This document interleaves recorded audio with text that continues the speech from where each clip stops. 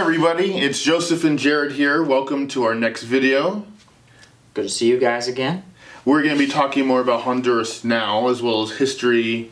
What is our responsibility as Christians? What can we do to help now? Right, some practical things that we can do, right? And we're going to talk about why we should help. What's been going on in that country that's not getting enough attention. So Jared, we're going to talk about what's happened in Honduras since 2001. That's the last time you went, 20 years ago. Right, it's crazy now that you word it like that. It is 20 years ago. Oh, I feel really old. But yeah, I'm sure a lot has happened since I've been out of there. So since 2001, at the time, I guess, as the T.O. Archie book, and we'll show that picture of that later, said Honduras might have been a democracy or whatever in 2001. But 8 years later, in 2009, there was a military coup in Honduras, where the military overthrew an elected president and ousted him to Costa Rica by plane. So in the last 12 years now, Honduras has gone down a path returning back to dictatorship, repression, and it's also become a narco state. Yeah. The reason I say narco state is the current president, Juan Orlando Hernandez, is implicated by our federal prosecutors of taking multiple drug bribes, participating in cocaine trafficking in his country, and his own brother, Tony Hernandez. He has his own family, right? His own family is involved in it. His own younger brother was a congressman in Honduras, an elected congressman. Tony Hernandez was arrested in Miami, Florida in 2018. A congressman from Honduras was arrested red-handed by the DEA in Miami, Florida with cocaine? With kilos of cocaine on him and machine guns with him, and was instantly just put in court in New York and given the life sentence. And it shows that he was bribing police in Honduras and his brother as well, just bribery everywhere. Yeah. And so the country's become a mess. And as a result of the violence and corruption and repression, we're seeing a lot of migrant caravans come from Honduras in the last 3 years or so, or more than that, coming to our border. So that's what's happened in Honduras since you went. It's taken a turn for the worse. Right. Yeah, it's actually probably, I was in this really small window of time. Yeah. Where it's actually somewhat safe to go there. Yes. Or people outside. That's kind of crazy after you tell the whole history and the story of it. Yeah, it's a very small window of time. 2001 was like that little small window of time. And also we were going to mention is, speaking of hurricanes, Honduras was hit by another bad hurricane just last year in 2020. Two back-to-back hurricanes. And it was devastating for which we would call a third world country. It was devastating, kind of like Hurricane Mitch in 98 did. And that just has exasperated the migration crisis because people lost their homes. They have no job opportunities because it destroys the bananas and coffee. And so people just give up and leave Honduras.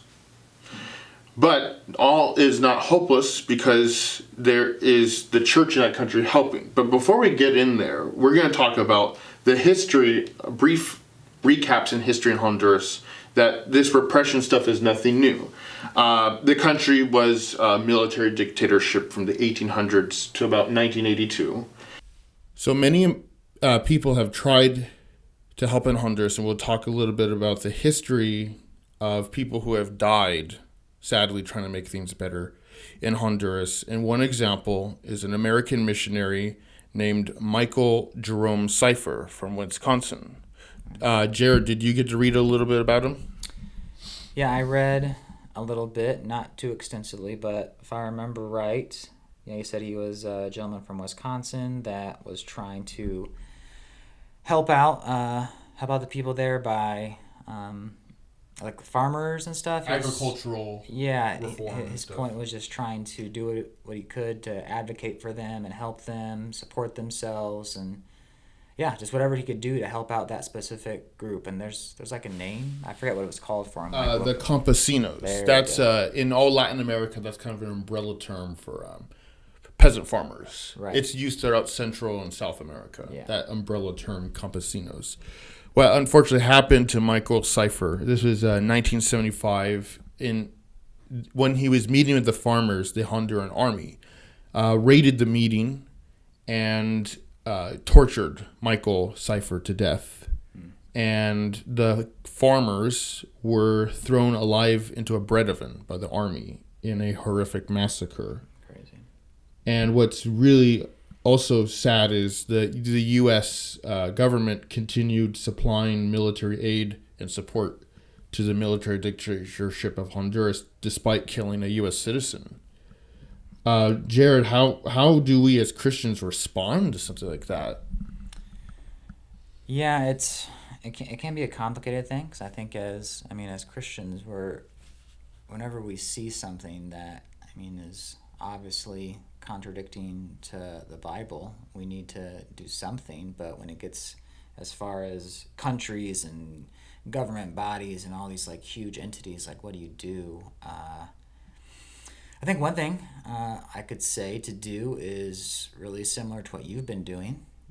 Just talking to you, I don't know how many congressmen or government officials or newspapers that you've written to, just kind of bringing up these things and not letting these atrocities, these things that should not be happening, don't let them get pushed under the rug or not talked about, or it's a third world country, so no one really cares. Like, just not letting those things sit. If you're seeing something that goes against the teaching of the Bible, like, do what you can to stop it. And when it's such a big thing as far as like countries and dictatorships and whatever have you, just trying to get the ear of those who can make a change to do that. And sometimes it's just constantly writing letters and having the diligence and the perseverance to keep on talking about things that most people are trying to hide or don't want to talk about.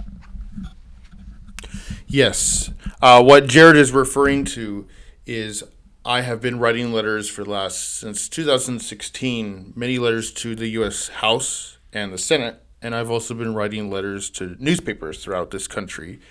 Currently writing letters to newspapers in Michigan right now, your home state. Go Blue. Go Blue.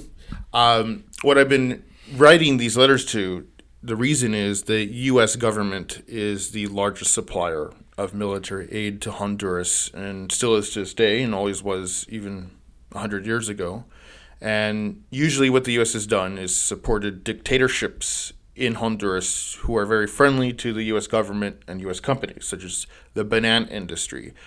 If you're eating a banana right now, we need to remember if it's from Honduras, it's usually was done under, let's just say, unfair circumstances.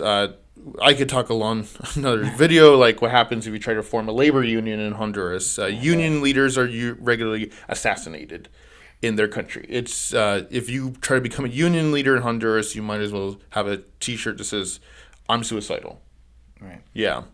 And so with the U.S. role, as we were previously mentioning, the U.S. has had a military base, an air base in Honduras since 1983. It's called the Soto Cano Air Base. So for the past 38 years, the U.S. military, it's called Joint Task Force Bravo of U.S. Southern Command, has been based there.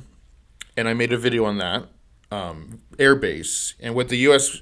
was doing then was doing operations against the Sandinista government in Nicaragua, which was socialist, and Honduras was an ally with the U.S. in fighting it.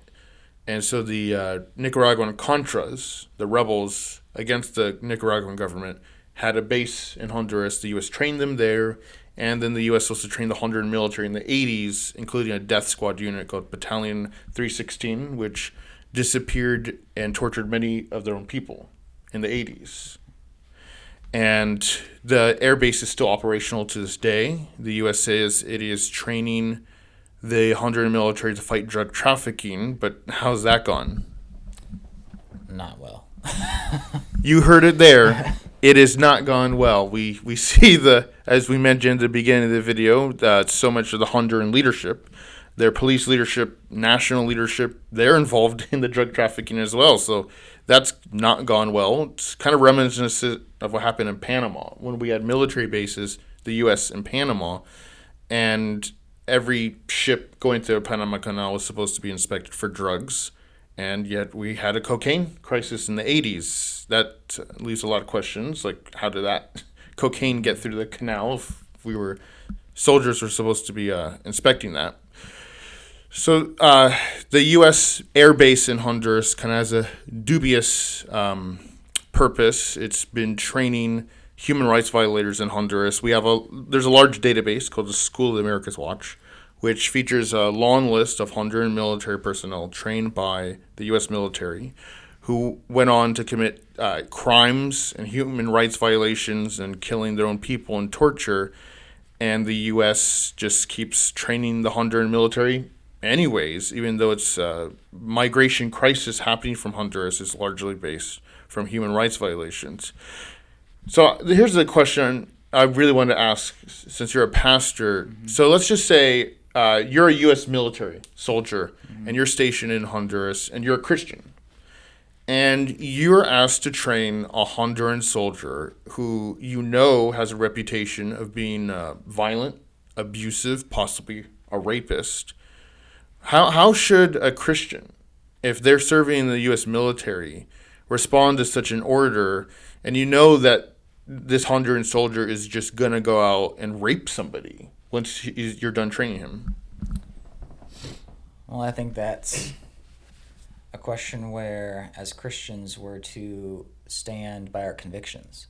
Mm-hmm. And if you're taking actions that are going to support evil or things, and maybe you're not specifically doing it, but you are aiding in the process, I think I would really advise you to strongly consider your actions. And do you really feel that doing that is something that you could back up in the Bible? Like, are you doing something that is promoting the gospel, or are you not? And if you really, after reading and praying and thinking about it, if you can somehow convince yourself that your actions are doing that, you could. But I highly doubt, after you had given it thought, prayer, and consideration, and doing a lot of reading in the Word, that there's no way that you could find that would be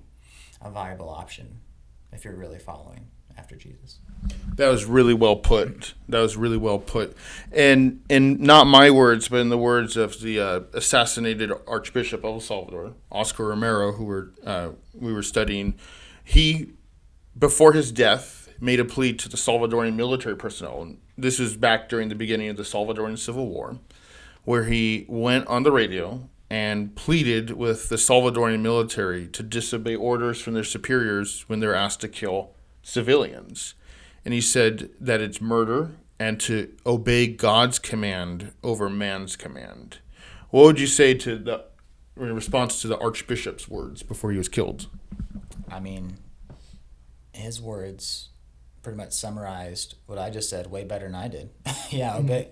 I mean, obey God over man. Fear God more than you fear man, really, is what it comes down to. That's a great one-liner he said. That's awesome. And he died by it, sadly. But he died, preaching God's word and died for it. That's true martyrdom.